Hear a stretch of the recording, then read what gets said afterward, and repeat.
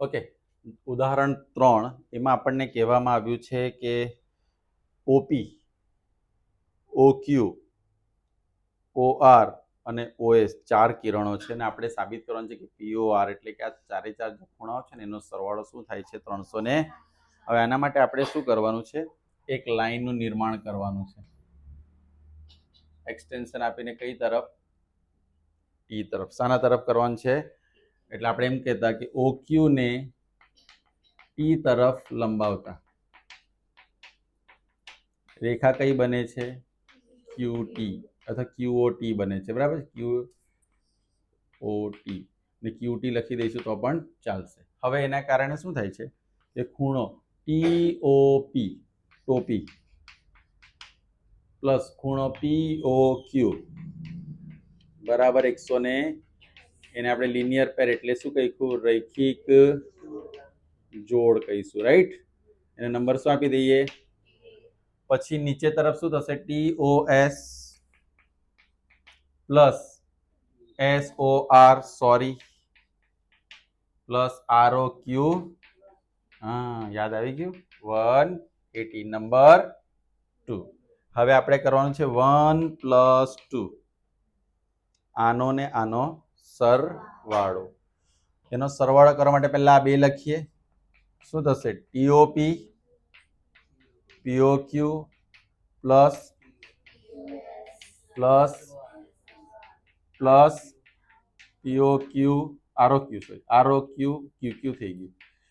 ROQ અને 160 વત્તા 180 વત્તા 120 ઘટાડી દીધા. 9 ખૂણો સુધી કાઢ્યું. 180 વત્તા 100 ને હવે આમાંથી છે ને POR તમને દેખાય છે કશે? POR નથી. QOR દેખાય છે તમને કશે? આયરું. પછી SOR, હા. પછી POS નથી દેખાતું? ઓકે, નથી દેખાતું. તો તમને આટલી બે વસ્તુ દેખાય ને બે વસ્તુ દેખાતી નથી. આપણને 3 4 માંથી ઓકે એટલીસ્ટ આપણને 3 વસ્તુ બીજી કઈ દેખાવી જોઈએ? તો તમે જોશો POT અને TOS આ બંને જે છે ને, આ 1 અને 2 હું ખૂણો લઉં છું, એ બેનો સરવાળો કરો આનો ને આનો તો શું બનશે? POT અને TOS એ બેનો સરવાળો કરો તો શું બનશે? શું બનશે? POS. તો આપણી પાસે POT ક્યાં છે? અહીંયા આ રહ્યું. બીજું શું છે? TOS ક્યાં છે? આ રહ્યું. તો હું શું કરીશ? એ બેને સાથે લખીશ. TOP એટલે પ્લસ કોની સાથે લખીશ? TO ને અહીંયા શું આવશે? POQ plus SOR plus ROQ બરાબર કેટલા આવશે? 360 બરાબર છે. અને અહીંયા લખવામાં ચારે ચાર જે ખૂણા છે POQ. અચ્છા, પહેલામાં PO શું આવતે? Q, right. તો હવે જુઓ આ બેનો સરવાળો શું થાય છે? આપણે શું નક્કી કર્યું? TOP પ્લસ SOT એ બેને ભેગા કરીએ તો કયો ખૂણો બને છે? POS. કયો ખૂણો બનશે? ફરીથી લખું છું. કયો કયો ખૂણો? POT પ્લસ બરાબર કયો ખૂણો બનશે? POS. બન્યું આ POS.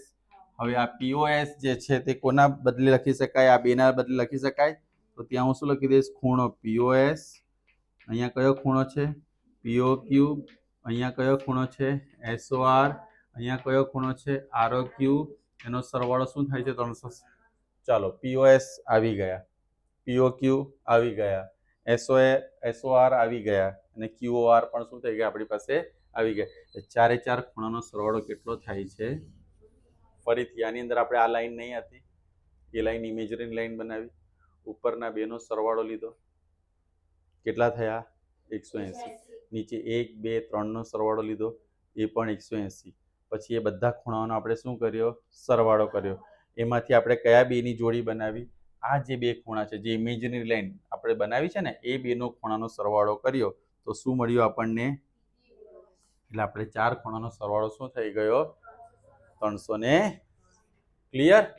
ચાલો, અને આ સ્ટેપને તમે કામ કરજો, અહીં લખી દેજો પહેલા જ એડવાન્સમાં, પછી આગળ સ્ટાર્ટ કરજો જેથી તમે એને જસ્ટિફાઈ કરી શકો. હવે જુઓ ઉદાહરણ એટલે સ્વાધ્યાય 6.1 નો પ્રશ્ન નંબર 6 બરાબર ધ્યાન આપજો. ખૂણો XYZ 64 છે.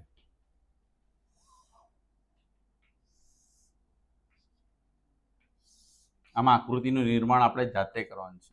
XYZ કેટલા છે? પછી શું કહ્યું છે અંદર જુઓ કે XY ને P સુધી લંબાવતા, જેવી રીતે અહીંયાને લંબાવ્યું હતું ને એવી રીતે XY ને આપણે ક્યાં સુધી લંબાવવાનું છે? હવે મને જણાવો કે આ આકૃતિ હજુ બાકી છે દોરવાની, પણ તમને આ આકૃતિ પરથી શું ખ્યાલ આવે છે? શું બનાવી શકાય? લિનિયર પેર બને. કેવી રીતે બનશે? XYZ plus PYZ equal to 164. તો PYZ કેટલા થશે? તો PYZ બરાબર એટલે આનું માપ કેટલું મળ્યું? આપણો દાખલો હજુ શરૂ થયો છે એટલે કાલે જ વાત કરી હતી કે આકૃતિ સ્ટાર્ટ કરો દોરવાનું એટલે એમાં જે ફાઇન્ડ થતું હોય તે ફાઇન્ડ કરવાનું. બીજું શું કહે છે એની અંદર? ZYP નો દ્વિભાજક એટલે કે બાયસેક્ટર. ZYP નો બાયસેક્ટર કાલે વાત કરી હતી ને, બાયસેક્ટર એટલે શું? કયો લે છે બાયસેક્ટર? તો YQ લે છે. હવે મને એ જણાવો આ ZYP છે, આ એનો દ્વિભાજક છે. દ્વિભાજકનો મતલબ શું થાય? બેના સરખા ભાગ કરે. બે સરખા શું કરે? તો 116 છે તો 58 અને આ કેટલા થશે? 58 જ થાય. સરખા ભાગ છે તો કીધું કે આ 58 તો પેલી 80 ક્યાંથી આવે? 58 58. પણ આપણે લખવું તો પડે ને, તો લખીશું કેવી રીતે? YQ is a bisector of PYZ એટલે કે YQ એ ખૂણા PYZ નો શું છે? દ્વિભાજક છે. કયો ભાજક છે? દ્વિભાજક. માટે શું થાય છે? PYQ is equal to QYZ. શું લખીશ બોલો હવે અહીંયા? હાફ ઓફ PYZ કેટલા છે આપણી પાસે? 11. તો કેટલા આવશે? 50. એટલે આ પણ 58, આ પણ 58 અને આ 64. હવે તમને શું પૂછ્યું છે ખબર છે અંદર? XYQ.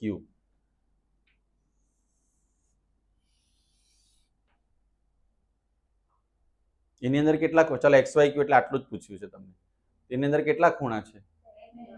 કયા કયા છે? તો એ બેનો શું કરી દઈશું? મળી ગયું. તો લખીશું કેવી રીતે? XYQ બરાબર QYZ. આ કયા નિયમના આધારે હું સરવાળો કરું છું? યોગેશ સરના નિયમના આધારે. આ કયો નિયમ છે? આ બેનો સરવાળો થાય આના બરાબરથી? પાયથાગોરસ. વાવ! હે પ્રભુ પાયથાગોરસ માફ કરજો આ ભાઈને. પાયથાગોરસ કે આ મેં ક્યારે શોધ્યું? કયો કોણ? આસન્ન કોણ. લાસ્ટ ટાઈમ પણ આ જ ભાઈ બોલ્યા હતા. એડજેસન્ટ એંગલ. ચાલો, જ્યાં સુધી આ બધી વસ્તુ તમારી એકદમ ક્લિયર ના હશે, બાકી તમે સમજી જશો. 122 કેટલા આવ્યા? 120. અને વિપરીત QYP પૂછ્યું છે એટલે કે રિફ્લેક્સ ઓફ QYP એટલે કે વિપરીત ખૂણો QYP. વિપરીત માટેનો નિયમ તમને ખબર છે? 360 માંથી આ જે ખૂણો છે QYP કેટલા છે? હા, તેને આપણે માઇનસ કરીશું એટલે શું આવશે? 30. ઓકે, તો આ તમારું 6.1 શું થયું? પૂરું. હવે હું તમને એક પ્રમેય કરાવું છું. પ્રમેય તમારા માટે શું છે, કેવું છે એની આપણે વાત કરીએ. પહેલો પ્રમેય છે આપણો. તમને એમ થાય કે સર પ્રમેય છેલ્લે કેમ ચલાવો છો? કારણ કે થિયરિકલ પાર્ટ તમારો ક્લિયર હોય ને તો પ્રમેય તમે ફટાફટ સમજી શકો. કોઈ કંઈ કાઢવાની જરૂર નથી. બોર્ડ પર ધ્યાન આપજો. આખો પ્રમેય તમને સમજાવીશ ને ટ્રાય કરીશ કે હમણાં જ મોડે થઈ જાય. આપણો પ્રમેય છે 6.1. એમાં એવું કહ્યું છે કે પરસ્પર છેદતી બે રેખાઓ થી બનતા અભિકોણ સમાન હોય છે. હવે આપણે એ શીખી ગયા કે ભાઈ બે રેખા હોય એનાથી જ અભિકોણ બને તે સરખા, એવું આપણે માનીને દાખલા પણ સોલ્વ કરી નાખ્યા. ખબર પહેલું જ ઉદાહરણ આનું હતું. પણ હવે આપણે સાબિત કરો કે સમાન હોય એમને હું નહીં માની લઉં, મને સાબિત કરીને આપો. અને ગણિતની ભાષામાં જેને સાબિત કરવું પડે એને પ્રમેય કહેવાય, થિયરમ કહેવાય. એના માટે જે તે વિજ્ઞાનમાં શું આવે, તમારા પ્રયોગ, એક્સપેરિમેન્ટ, એવી રીતે આમાં આવે પ્રમેય, જેની શરૂઆત હવે થાય છે. અને અભિકોણ વિશે તમને બરાબર ખ્યાલ આવી ગયો છે. એમાં રેખિક જોડના ખૂણા બી બનતા હતા, અભિકોણ બી બનતું હતું. એટલા માટે હવે પ્રમેય તમને બહુ તકલીફ નહીં પડશે એવું લાગે. પણ હવે સૌથી પહેલા છે ને પ્રમેયમાં આવશે પક્ષ. પક્ષ માટે સૌથી પહેલા કે આકૃતિ ડ્રો કરું છું. આકૃતિની અંદર હું લઉં છું બે રેખાઓ પરસ્પર છેદતી હોય તે લખવું પડે ને, એ બી, બીજું શું લઈશું આપણે, સી અને ડી અને ઓ. તો પક્ષ એટલે શું? પક્ષની અંદર જે તમે આકૃતિ દોરીને એનું વર્ણન કરવાનું, એને પક્ષ કહેવાય. તો આકૃતિમાં આપણે શું કર્યું, રેખાઓ કઈ લીધી છે, રેખાઓ એ બી અને સીડી પરસ્પર શામાં છેદે છે, ઓમાં છેદે. આ તમારો પક્ષ. જે પણ આકૃતિ તમે ડ્રો કરો પ્રમેયની અંદર એ આકૃતિનું વર્ણન કરવાનું હોય, પક્ષની અંદર. ક્લિયર થાય છે? તો અહીંયા આકૃતિ સિમ્પલ હતી એટલે વર્ણન બી સિમ્પલ છે કે બે રેખાઓ, two line intersect each other at point O, line A B and C D. બે રેખાઓ એ બી અને સી ડી એકબીજાને ઓ બિંદુમાં છેદે છે. હવે આવશે સાધ્ય. બરાબર છે? શું આવશે? Two prove. Right? Two prove શું કરવાનું છે આપણે કે બે અભિકોણો કેવા હોય છે, અભિકોણ કયા બને છે એની અંદર, આ બે બને છે. તો સાધ્યમાં એવું લખવું પડે કે એઓડી બરાબર બીઓસી અને એઓસી બરાબર બીઓડી. આ આપણે સાબિત કરવાનું છે. એટલે સાધ્ય એટલે શું, મેળવવાનું હોય ને જે વસ્તુ, તે શામાં આવશે, સાધ્યમાં. જો પરીક્ષામાં તમે આટલું પ્રોપર લખો તો એના 2 માર્ક્સ મળે. 4 માર્કનો જો પ્રમેય હોય તો, 3 માર્કનો હોય તો અડધા મળે. સમજ પડી? આપણો પ્રમેય ફરીથી સ્ટાર્ટ કરીએ. કયો છે? પરસ્પર છેદતી બે રેખાઓથી બનતા અભિકોણ સમાન હોય છે.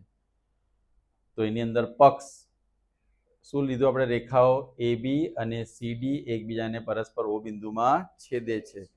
આ બે સરખા છે અને આ બે સરખા છે એવું આપણે સાબિત કરવાનું છે. ક્લિયર બધાને? હવે સાબિતી. કઈ બીતી? હવે આજે છે ને સાબિતીમાં છે ને તમારે આકૃતિ એમ તો પરીક્ષામાં નહીં ડ્રો કરવાની, પણ હું તમને સમજાવવા માટે લખું છું. OA stands on CD. OA કોના પર છે? બરાબર છે ને? OA રેખા એ CD પર છે. રેખા નહીં પણ OA કિરણ. OA કિરણ શાના પર છે? રેખા CD પર. તેના કારણે શું થાય છે? તમને શું દેખાય છે? શું થશે? રેખિક જોડ બનશે. કયો કયો? AOC plus AOD, right, equal to 1. એટલે શું લખ્યું? રેખિક જોડ, એટલે કે લિનિયર પેર. ક્લિયર થયું બધાને? પાક્કું? આ લીધું. હવે આ લેવાનું. શું લખીશું પાછું? એ બી અને અહીંયા શું લખીશું? તો શું લખીશું? ઓડી કિરણ અથવા કિરણ ઓડી લખીએ. કિરણ ઓડી એ શાના પર છે? રેખા એ બી પર છે. OD stands on line A B. તેના માટે શું થશે? AOD plus equal to 1, number 1, number 2. કાલે પણ આપણે શીખેલા કે જે બેનો સરવાળો 180 થયો, આ બેનો સરવાળો 180 થયો, તો બંને કેવા કહેવાશે? સરખા કહેવાય. તો બંનેને સરખાવીએ. AOC પ્લસ 1 અને કોના પરથી? 2 પરથી. AOC plus AOD and AOD plus, તમને શું ઉડી જતું દેખાય છે? તો શું થશે? AOC બરાબર